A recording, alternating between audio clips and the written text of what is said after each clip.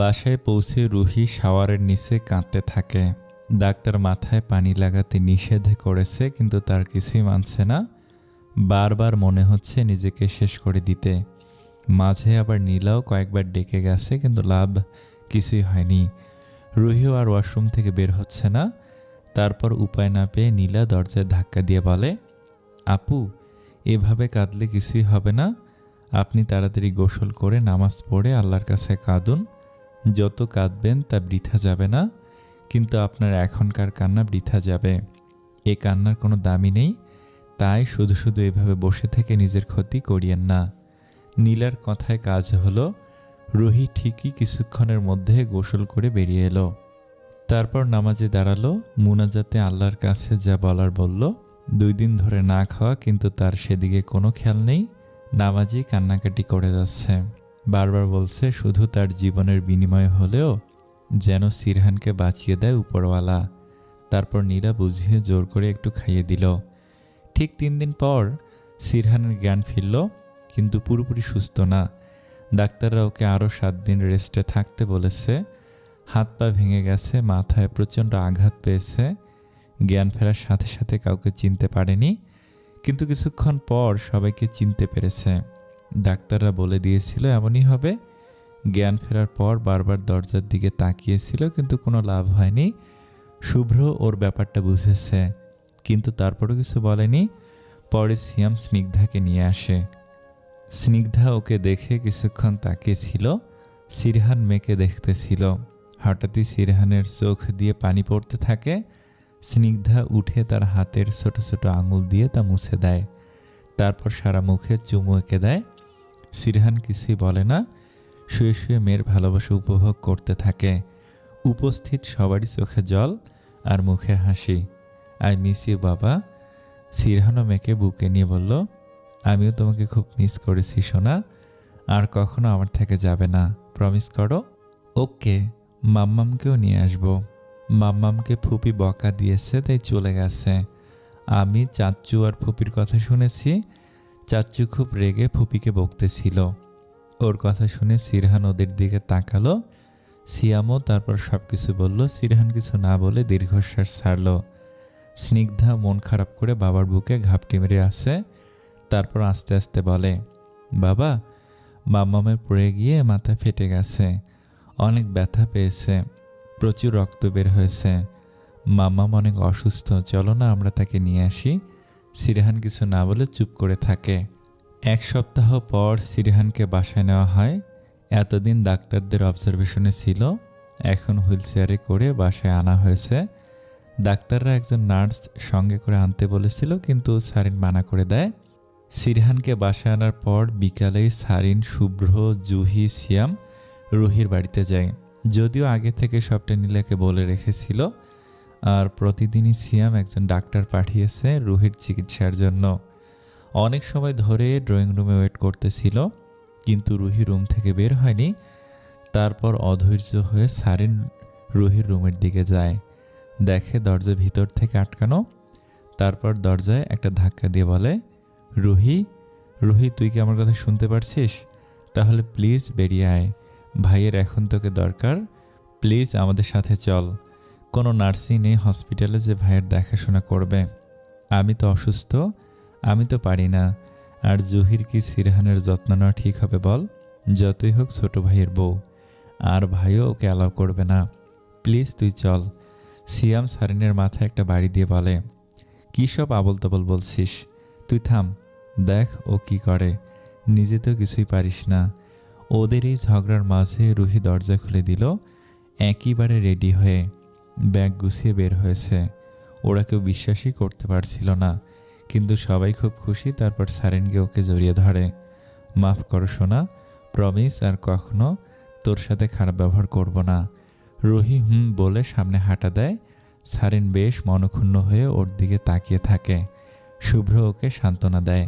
রুহি কারোর সাথে কোনো কথা না বলে সোজা গাড়িতে গিয়ে বসলো। তারপর একে একে সবাই চলে আসলো। একেবারে বাসার তালা ঝুলিয়ে এসেছে। গাড়িতে রুহি কারোর সাথে কোনো কথা বলেনি, একেবারে জানালা দিয়ে সোজা বাহিরে তাকিয়েছিল। ওরা আর কেউ জোরও করেনি কিছু নিয়ে। বাসায় পৌঁছে রুহি বাড়ির ভিতরে চলে গেল আর নীলাকে বলল সব কিছু নিয়ে আসতে। বাসায় ঢুকতেই দেখে স্নিগ্ধা জিয়ানের সাথে কিছু একটা নিয়ে ঝামেলা করছে। স্নিগ্ধা ঝগড়ায় না পেরে দুঃখের রাগে কেঁদে দিল। রুহিকে আসতে দেখে তার কাছে যায়। রুহিও হাঁটু ভেঙে তার সামনে বসে শাড়ির আঁচল দিয়ে চোখ মুখ মুছে দেয়। তারপর স্নিগ্ধা ভেঙে ভেঙে বলে, আই মিসড ইউ মাম্মা, তুমি কেন আগে আসোনি? আমি তোমার সাথে রাগ করেছি মাম্মাম। এই পৌঁছাচ্ছিলামকে ব্যথা দেয় মাম্মাম, একটা থাপ্পড় দিয়েছে। স্নিগ্ধার কথা শুনে সিয়াম জুহির দিকে চোখ গরম করে তাকায়। জুহি পরিস্থিতি সামলাতে জিহানের কাছে যাওয়া শুরু করলে রুহি হাতের ইশারায় ওকে থামায়। তারপর স্নিগ্ধাকে ছেড়ে জিহানকে কোলে নেয় আর স্নিগ্ধাকে হাত ধরে সোফায় গিয়ে বসায়। দুজনকে দুপায়ে বসায়। জিহান ভয় পেয়ে আছে, ভাবছে হয়তো তাকে মারবে নয়তো বকবে। তারপর রুহি ওর মাথায় হাত বুলিয়ে বলে, তোমার নাম কি বাবা? জিহান। তুমি কে? রুহি একটু হালকা হেসে, আমি তোমার একমাত্র মণি, বুঝেছ? মণি? তুমি আগে বলবে না? তুমি আমার মণি? আমি তো মাম্মামের কাছে শুনেছি তোমার কথা মনে করে কাঁদে। আমি দেখেছি, প্লিজ ফরগিভ হার। জিহানের কথা শুনে রুহির চোখে পানি এসে গেল, কিন্তু নিজেকে সামলে আবার বলল, ওকে আগে শোনো, এখন আমি এসে গেছি, এখন থেকে সবসময় গুড বয় হয়ে থাকবে, কেমন? আর ও হচ্ছে তোমার বোন। বোনকে কেউ মারে? ভাইয়ের কাজ হচ্ছে বোনকে সব বিপদ আপদ থেকে রক্ষা করা। আজকের পর মনে থাকবে কথাটা। জিহানও মাথা নাড়িয়ে সায় দিল, ওকে তাহলে বোনকে একটা হামি দাও। তারপর জিহান স্নিগ্ধাকে চুমু দিল আর রুহি ইশারায় স্নিগ্ধাকেও দিতে বললে সেও দিল। তারপর দুজনকে খেলতে পাঠালো। সে যেহেতু আগে থেকে জানে সিরহান গেস্ট রুমে থাকে, তাই চুলে খোপা করতে করতে নীলাকে বলল, নীলা সব কিছু রুমে পাঠিয়ে দিও। তারপর চলে গেল রুমে। ঢুকতেই দেখলো সিরহান এক হাত দিয়ে টি শার্ট খুলতে চেষ্টা করছে কিন্তু পারছে না। যেহেতু এক হাতে ব্যান্ডেজ করা তাই সমস্যা হচ্ছে। রুহি গিয়ে সিরহানের সামনে দাঁড়ালো। তারপর আঁচল কোমরে গুজে আরও ক্লোজ হয়ে সিরহানের টি শার্ট খুলতে থাকে। সিরহান এই সময় ওকে কোনোভাবে আশা করেনি, নিজেকে যেন বিশ্বাসই করতে পারছে না রুহি তার এতটা কাছে। চোখ গিয়ে পড়ল সোজা রুহির উঠানো আঁচলের খালি ফর্সা পেটের দিকে। রুহি ওর দৃষ্টি অনুসরণ করে হালকাভাবে বলে, অসভ্য নির্লজ্জ পুরুষ মানুষ। সিরহানের সাথে সাথে উত্তর দেয়, কেউ বের করে দেখালে দোষ নেই, আর আমি তাকালেই দোষ। রুহির এবার রাগে টি শার্ট ধরে টান দেয়। এতে সিরহান হাতে একটু ব্যথা পায় কিন্তু কিছু বলে না। সিরহানের থেকে সরে গিয়ে রুহি পুরো রুমের দিকে একবার তাকায়। হসপিটালের ফিনাইলের গন্ধ মনে হচ্ছে এখনও আছে, আর সব অপরিষ্কার মালামাল তো আছেই। এবার একটু জোরেই বলে, এটা যে কোনো মানুষের রুম দেখে তো মনে হচ্ছে না, মনে হচ্ছে কোনো অন্য গ্রহে এসে পড়েছি। বাড়িতে বউ না থাকলে সব পুরুষই ব্যাচেলার। রুহি কিছু না বলে সব দাঁত কামড়ে সহ্য করে নিল। তারপর পুরো রুম পরিষ্কার করলো। ক্লিনিংয়ের ব্যাপারে একটু বেশি খুঁতখুঁতে কিনা। পুরোটা সময় সিরহান রুহির দিকে তাকিয়েছিল। তার এখনও যেন বিশ্বাস হচ্ছে না রুহি তার সামনে আছে। কাজের ফাঁকে ছোট ছোট চুলগুলো বড্ড ডিস্টার্ব করছে। সিরহান একবার ইচ্ছে করছিল কাছে গিয়ে চুলগুলো ঠিক করে দিবে, কিন্তু পরে ভাবলো একেবারে কেটে দিলে তাহলে ভালো হতো। তার থেকে বেশি অধিকার দেখাচ্ছে বেটায়। আবার মুখের ঘামের দিকে তাকিয়ে বড্ড হিংসে হচ্ছে। যদি এদের চিরতরে শেষ করে দেওয়া যেত তাহলে খুবই ভালো হতো। তখনই জুহি আসলো, আস্তে করে ডাক দিল, আপু আসবো? তোমরা তো কিছুই খাওনি, তোমাদের খাবার কি এখানে পাঠিয়ে দেব? আমারটা পাঠানোর দরকার নেই, স্নিগ্ধাকে খাইয়ে আমি খাবো, তুই ওনারটা পাঠিয়ে দে। জুহি, তুমি কিন্তু জানো আমি একা খেতে পারবো না। সিরহানের এমন কথায় ওরা কিছুটা অবাক হলো। রুহিও পাল্টা বলল, কেউ যে বাম হাত দিয়ে খায় তা তো আর জানতাম না। সিরহান বুঝলো সে কি বলে ফেলেছে, তাই আবার বলল, ওকে খাবারটা নিয়ে ললিতাকে পাঠিয়ে দিও জুহি। কিন্তু দাদা ভাই, ললিতা হচ্ছে কাজের বুয়া, তুমি তার কাছে খাবে? বাসায় কাজ করে বলে কি মানুষ না? তুমি পাঠিয়ে দিও।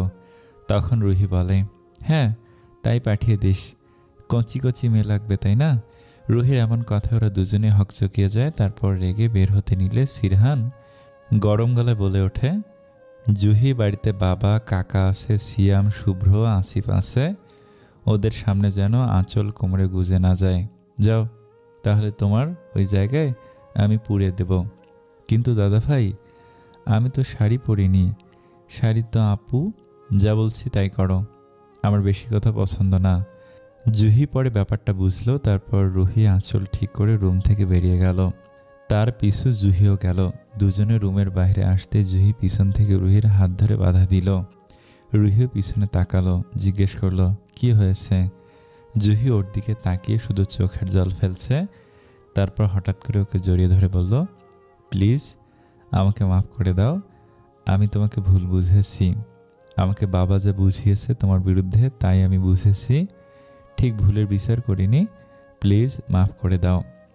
রুহি বুঝলো ওর ব্যাপারটা, তাই ওর মাথাটা তুলে বলল, কি হবে পুরনো কথা ভেবে? শত চেষ্টা করলেও তো আর ফিরে পাওয়া যাবে না। তাই এগুলো আর মনে রাখিস না। আমাদের আগামীর জীবন সুন্দর হবে। আর তাছাড়া তোদের এত কিউট আর সুইট একটা বাবু, তোদের লাইফ তো এখন ওকে ঘিরে থাকা উচিত। আমাদের কথা বাদ দে। জুহিও বুঝলো। তারপর রান্নাঘরে গেল দুজনে সিরহানের জন্য রান্না করতে। ভেজিটেবল স্যুপ করলো। তারপর সেগুলো সুন্দর করে সাজিয়ে সিরহানের কাছে গেল। সিরহান আধা শোয়া হয়ে ফোনে কথা বলছিল। তোকে আমি মেরে ফেলবো শালা, আমার জিনিসের দিকে নজর দিয়েছিস? এমন অবস্থা করব যেন তোর আগামীর 14 পুরুষ আমার নাম মনে রাখে। তখনই রুহি রুমে এসে বলল, এত চিৎকার কেন করছেন? আপনি কি বাচ্চা হয়ে গেছেন? বোঝেন না কিছু? এখন যে আপনি অসুস্থ, সবটা আসিফ ভাইয়ের ওপর ছেড়ে দিলে হয় কি? এখন তো আমি আছি, তাই খেয়াল রাখছি। আমি না থাকলে কি হতো? কি করতেন আপনি তখন? সিরহান চুপটি করে বউয়ের সব অভিযোগ শুনলো। তারপর কিছু না বলে চুপ থাকলো। এদিকে তাকান, খেতে হবে। আমি এসব বাচ্চাদের খাবার খাই না। হ্যাঁ, বাচ্চাদের মতো কাজ তো করতে পারেন। সেসব কারো না ভাবলেও চলবে। রুহি আর কিছু না বলে স্যুপের চামচটা মুখের সামনে ধরল। সিরহান যতই দূরে সরছে রুহি ততই চামচটা এগিয়ে দিচ্ছে। তারপর বাধ্য হয়ে সবটা খেতেই হলো। রুহি খাওয়ানোর পর প্রেসক্রিপশন দেখে সব ঔষধ খাওয়ালো। তারপর সব কিছু নিয়ে চলে গেল। রুহি চলে যেতেই সিরহান একটা মুচকি হাসি দিল। রুহি কিচেনে সব কিছু রেখে বাড়ির সবার সাথে দেখা করতে গেল। সিরহানের দাদি এখন বিছানায় পড়া মানুষ, কোনো মতে একটু চলতে পারে, তার কাছে গেল। রুহিকে দেখে বৃদ্ধা কেঁদে দিল। কিরে নাতবউ, এতদিন পর এই বুড়ির কথা মনে পড়েছে? আমার কথা বাদই দিলাম, তোর স্বামীর কথা ভুলে গেলি? ছেলেটা মৃতের মতো বেঁচে ছিল। তার কথা শুনে রুহিও কেঁদে দেয়। তখনই পেছন থেকে কেউ রুহির কাঁধে হাত রাখে। পেছনে ঘুরে দেখে সিয়ামের মা। রুহিও ছোট মা বলে তাকে জড়িয়ে ধরে। পাগলি মেয়ে, এতগুলো বছর অভিমান করেছিলি, এই মায়ের কথা একবারও মনে পড়েনি? পড়েছে ছোট মা, কিন্তু আমি নিরুপায় ছিলাম। জানিস, তোকে ছাড়া আমরা কেমন মরার মতো বেঁচেছিলাম। হ্যাঁ রে রুহি, তোর মেয়েটা দেখতে কি মিষ্টি রে, মন চায় সারাদিন চেয়ে থাকি। তারপর দুজনে হেসে দেয়। কিছু তো খাসনি মনে হয়। আয়, সবাই খেতে বসেছে, তাড়াতাড়ি আয়। তারপর দাদির থেকে বিদায় নিয়ে ডাইনিংয়ে চলে গেল। সেখানে গিয়ে দুই শ্বশুর সহ সবার সাথে খুব ভালোভাবে কথা বলে খেয়ে হাতের কাজ সব সেরে রুমে আসলো। রাত 11টা বাজে। সিরহান এখনও ফোনে কিছু একটা ঘাটছে। রুহি ফ্রেশ হয়ে যেইনে বিছানায় শরীরখানে এলিয়ে দিল, তখনই সিরহান ডান হাত দিয়ে টেনে বুকের ওপর ফেলল। হঠাৎই আক্রমণে কিছুটা হকচকিয়ে গেলেও নিজেকে সামলে নিল। সিরহান হাত দিয়ে মাথায় হাত বুলিয়ে দিচ্ছে। দুজনের কেউই কথা বলছে না। পুরো রুম জুড়ে পিনপিনে নীরবতা। কিছুক্ষণ পর সিরহান বলল, স্নিগ্ধা কোথায়? বাবা মায়ের কাছে, অনেক আগেই নাকি ঘুমিয়ে পড়েছে। তারপর আবার পুরো রুম জুড়ে নীরবতা। কিছুক্ষণ পর সিরহান টের পেল তার শার্ট ভিজে যাচ্ছে আস্তে আস্তে।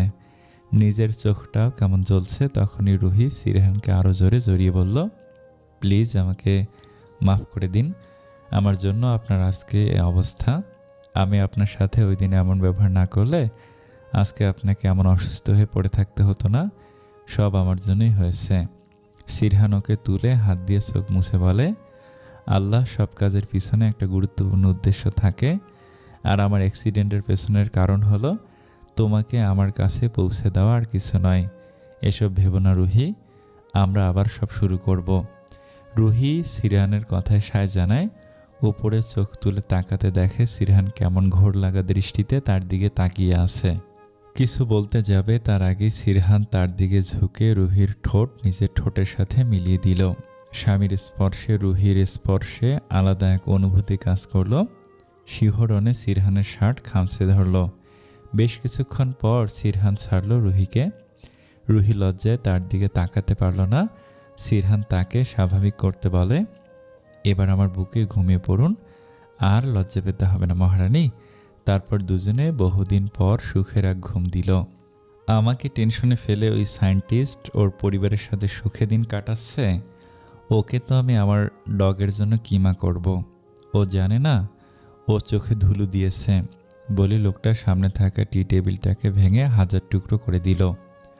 তুমি আমার নজরে পড়েছো সায়েন্টিস্ট, এবার তোমাকে আমার থেকে কে বাঁচাবে? সাথে সাথে লোকটা পাশে থাকা 5টি হিংস্র কুকুর ঘেউ ঘেউ করে ওঠে। পরদিন সকালে রুহি খুব ভোরে উঠে নামাজ শেষ করে ড্রয়িং রুমে চলে গেল। আজকে ঠিক করেছে সবার জন্য নিজে নাস্তা বানাবে, তাই সেই অনুযায়ী কাজ করতে লাগলো। একটু পর মিসেস মাহমুদা সেখানে উপস্থিত হলেন। রুহিকে কিচেনে দেখে একটু বিচলিত হলেন। হাত থেকে সবজিগুলো নিয়ে বলল, কি তুমি এখানে? যাও ঘরে যাও, আমি আসি তো, একটু পর তোমার চাচি আসবে, জুহি আছে, সমস্যা হবে না। কিন্তু মা, আমি তো করতে পারি, ওনারা না হয় আজ একটু রেস্ট নিক। না না না, দরকার নেই, তুমি গিয়ে দেখো সিরহানের কিছু লাগবে নাকি। তোমার মেয়েও উঠবে হয়তো এখনই, ও 9টা ছাড়া ওঠে না মা। আপনি সরুন তো, কাজ করতে দিন, আপনি রেস্ট নিন, এতদিন তো করেছেন আপনারা, আজকে আমি করি। কিন্তু রুহি, কোনো কিন্তু না মা, প্লিজ আপনি গিয়ে রেস্ট নিন। মাহমুদা আর কিছু বললেন না। মনে মনে ভাবলেন, কি দিয়ে তৈরি এই মেয়ে, যাকে কতই না কথা শোনালো, কত অপমান করলো, সে কিনা এমন করছে যেন কিছুই হয়নি। কথায় মনে হলো কতই না আপন দুজনে। মাহমুদার চোখে জল ভিড় করলো। তিনি হাত দিয়ে রুহির মাথায় হাত বুলিয়ে দিতে থাকলো। রুহি একটু অবাক হলে তার দিকে তাকালো। তার চোখে পানি দেখে বিচলিত হয়ে বলল, কি আপনার চোখে পানি কেন? শরীর খারাপ লাগছে? বুক ব্যথা করছে? আমি তেল মালিশ করে দেব? সহসা মাহমুদা রুহিকে জড়িয়ে ধরে নীরবে অশ্রু বিসর্জন দিতে লাগলো। তাকে কাঁপতে দেখে রুহি বুঝলো সে কাঁদছে, তাই তাকে তুলে বলল, কি হয়েছে, এভাবে বাচ্চাদের মতো কাঁদছেন কেন?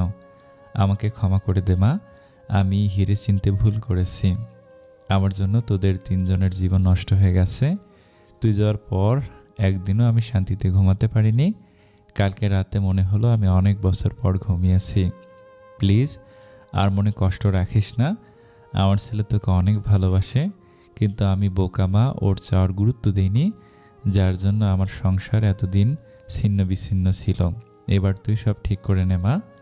আপনি আগের কথা আর ভাববেন না মা, আমি আর অতীত মনে রাখতে চাই না। নিজেদের মতো আমরা সব আবার গুছিয়ে নেব। আপনি শুধু আমাদের জন্য দোয়া করবেন। ততক্ষণে জুহি চলে আসলো। ওদের দুজনকে একসাথে দেখে খুব খুশি হলো। কাছে এসে বলল, বড় মা, তুমি তো আমাকে ভুলেই গেছো। পাগল নাকি? তোমাকে ভুললে তো নিজেকে ভোলা হবে। আচ্ছা, হি হি হি। তারপর সব নাস্তা রেডি করে রুহি সিরহানের জন্য সাজিয়ে ঘরে নিয়ে গেল। দেখলো সিরহান উঠেছে। আপনি ফ্রেশ হবেন তো চলুন, ওয়াশরুমে নিয়ে যাই। সিরহান কিছুক্ষণ ওর দিকে তাকিয়ে চোখ ফিরিয়ে নিল। রুহির মনে হলো সিরহানের চোখে কিছু একটা ছিল। কি হয়েছে সেটা জিজ্ঞেস করতে নিলে আবার থেমে যায়। ভাবলো পরে জানবে। সিরহানকে ধরে ওয়াশরুমে নিয়ে গেল। সিরহান আর তাকে ভেতরে ঢুকতে দিল না। রুহি বাইরে দাঁড়িয়ে থাকলো, কিন্তু সিরহানের চেহারার গম্ভীরতা আর ভালো লাগলো না। কিছুক্ষণ পর সিরহান বেরিয়ে আসে। রুহি তাকে ধরে বিছানায় বসায়, তারপর আবার খাইয়ে দিতে শুরু করলো। খাওয়ার মাঝে সিরহান বলল, তুমি এখান থেকে চলে যাও রুহি। রুহি রুটি ছিঁড়ে সবজিতে দেওয়া শুরু করেছিল। সিরহানের কথা শুনে তার হাত বন্ধ হয়ে গেল। তার দিকে জিজ্ঞাসাসূচক দৃষ্টিতে তাকিয়ে থাকলো। নিজেকে একটু সামলে একটা ফাঁকা ঢোক গিলে বলে, আপনার মাথা ঠিক আছে কি? কি বলছেন এসব? যা বলছি ঠিক বলছি। প্লিজ তুমি তোমার বাসায় চলে যাও। সিরহান, কি আবুল তাবুল বলছেন? বাসায় চলে যাব মানে কি? এটাই তো আমার বাসা। আর আপনার কি হয়েছে? বুঝেছি, অ্যাক্সিডেন্টের ড্রামা কাটিয়ে উঠতে পারেননি হয়তো। ঠিক হয়ে যাবে সব, আমি তো আছি। আপনি খাবারটা খেয়ে ওষুধ খেয়ে যান প্লিজ। আমি যে বলছি ভেবেচিন্তে বলছি, চলে যাও তুমি। সিরহান। রুহি অশ্রুসিক্ত চোখে সিরহানের দিকে তাকিয়ে থাকলো, তারপর তাড়াতাড়ি করে বেশি বেশি নিয়ে সিরহানের মুখে গদাতে থাকলো। সিরহানও কিছু বলছে না। খাওয়া শেষ হলে সিরহানকে ঔষধ খাইয়ে তাড়াহুড়ো করে রুম থেকে বেরিয়ে গেল। কিচেনে সব কিছু রেখে স্নিগ্ধার কাছে গেল। সবাই ওর থমথমে মুখ দেখে তার দিকে তাকিয়ে থাকলো। কারো মাথায় কিছু আসছে না। কি হয়েছে? স্নিগ্ধাকে আস্তে আস্তে ডেকে তুলল। স্নিগ্ধা অতি আহ্লাদে মায়ের গলা জড়িয়ে ধরল। তাড়াতাড়ি ওঠো মা, খেতে হবে। ঘুম কেমন হলো? আর একটু ঘুমাই মাম্মাম। কেন, রাতে ঘুমাওনি? না, দাদুর থেকে গল্প শুনেছি। কি? তোমার দাদু অসুস্থ মানুষ? তোমাকে তো বুঝতে হবে না মা, না ঘুমালে আরও অসুস্থ হবে। ওকে, আজকে আর হবে না, আমি বাবার কাছে যাব। ওকে যাও, আর ফ্রেশ হয়ে খেতে আসবে। ওকে। তারপর হেঁটে একটু গিয়ে আবার পিছনে তাকিয়ে বলে, তিশান ভাইয়ারা আসবে না মাম্মাম? রুহি হঠাৎ তিশানের কথা আশা করেনি। তারপর বুঝলো এতদিন একসাথে থেকেছে, তাই জিজ্ঞেস করছে। আসবে মা, একটু সময় লাগবে, কিন্তু পাক্কা আসবে। ওকে। তারপর খুশিতে দৌড়ে গেল। বাব্বা, আমার মা কোথায় ছিল? আগে কেন আসেনি? দাদুর কাছে ঘুমিয়েছি, সারা রাত গল্প করেছি। তাই? আচ্ছা, আমি যাই, মাম্মাম বকবে। ওকে, তাড়াতাড়ি চলে আসবে কিন্তু। ওকে। স্নিগ্ধা যাওয়ার পর সারিন রুমে আসলো। সিরহানের দিকে চোখ ছোট করে তাকিয়ে রইল। ওরম পেতনির মতো তাকিয়ে আছিস কেন? তুই রুহিকে কি বলেছিস? কি বলেছি? তুই তো ভালোই জানিস দাদা ভাই, ও এমন মুখ ভার করে আছে কেন। তা তোর বান্ধবীকে জিজ্ঞেস কর না। দেখ, হেয়ালি করবি না একদম, উত্তরটা দে। ওকে যেতে বলেছি। কি? কেন? কেন তুই এটা করছিস? জানিস ওকে আনতে কত কষ্ট হয়েছে? কেন এনেছিস তোরা ওকে? আমার সেবা করার জন্য? কেন? ও কি আমার পার্সোনাল নার্স নাকি? ওর যখন আমাকে দরকার ছিল তখন তো আমি ছিলাম না ওর কাছে। ওকে কেন তোরা এনেছিস আমার জন্য? সিরহানের কথার ওপর সারিন আর কোনো কথা খুঁজে পেল না। আস্তে ধীরে বলল, তাই বলে তুই এভাবে বলবি দাদা ভাই? ও তোর বউ, বাইরের তো কেউ না। তো তাতে কি হয়েছে? আমিও তো ওর স্বামী, আমি কি ছিলাম ওর পাশে? ও কেন আমার জন্য কষ্ট করবে? ও একজন শিক্ষিত সম্মানিত মানুষ, আর আমাকে তো কত মানুষ উঠতে বসতে কত গালি দেয়। ও আমার জন্য এখানে কেন পড়ে থাকবে? ওকে চলে যেতে বল, সুস্থ হলে যেন আসে। ভাই, তোর মাথা ঠিক আছে? ঠিক থাকবে না কেন? আচ্ছা শোন, আমি তো কয়েক মাস পরে পঙ্গু হয়ে যেতে পারি। তখন ও কি এই পঙ্গু স্বামীকে টানবে নাকি? ওর একটা ফিউচার আছে। সারিন, বুঝিস না কেন? তখনই দরজা খুলে রুহি রুমে আসলো। সারিনকে চোখের ইশারায় যেতে বলল। সারিন যাওয়ার পর সিরহানের মুখোমুখি এসে দাঁড়ালো। হ্যাঁ, কি যেন বলছিলেন আপনি? কি বলছিলাম? তুমি কি আড়ি পেতে শুনেছ নাকি? আড়ি পাতবো কেন? আমি তো পাঠিয়েছি। কি কিন্তু কেন? এই যে এতক্ষণ যা বললেন তা শুনতে। আপনি পঙ্গু হয়ে যাবেন তাই না? তাহলে পাটা আরও ভেঙে পুরোপুরি করে পঙ্গু করে দেই। তারপর কিছুক্ষণ দুজন দুজনের দিকে তাকিয়েছিল। রোহিত ওর আগে ফুসছে আর চোখে এসে ভিড় করছে জলরাশি। সিরহান তার দিকে চুপ করে তাকিয়ে আছে। হঠাৎ করে সিরহানকে জড়িয়ে ধরে শব্দ করে কেঁদে দিল। আপনি এমন কেন বলবেন প্লিজ? আমি কি এতই খারাপ যে স্বামীর যত্ন নিতে পারবো না? তাকে বোঝা মানব? আপনি আমাকে কেন এখনো চিনলেন না বলেন? আমরা পরিস্থিতির জন্য আলাদা ছিলাম, কিন্তু এখন আমরা এক আছি। তাহলে এখন কেন তাড়িয়ে দিচ্ছেন? সিরহান রুহিকে পেছন থেকে ধরে বলল, আমি চাইনি রুহি আবার তুমি সাফার করো, তাই তোমাকে মুক্ত করতে চেয়েছি, যেন আমার তোমার কোনো কিছুতে বাধা না পড়ে। প্লিজ জান, ভুল বোঝো না। আমি জানি আপনি আমার ভালো চান, কিন্তু আপনার থেকে দূরে গিয়ে ভালো থাকবো না। আপনি প্লিজ আর এমন কথা কখনো বলবেন না। ওকে, এবার থামো। ভার্সিটিতে যেতে হবে তো, যাবে না? হ্যাঁ, রেডি হয়ে আসছি বলে রুহি রেডি হতে গেল। তারপর সিরহানের থেকে বিদায় নিয়ে খেয়ে বেরিয়ে গেল।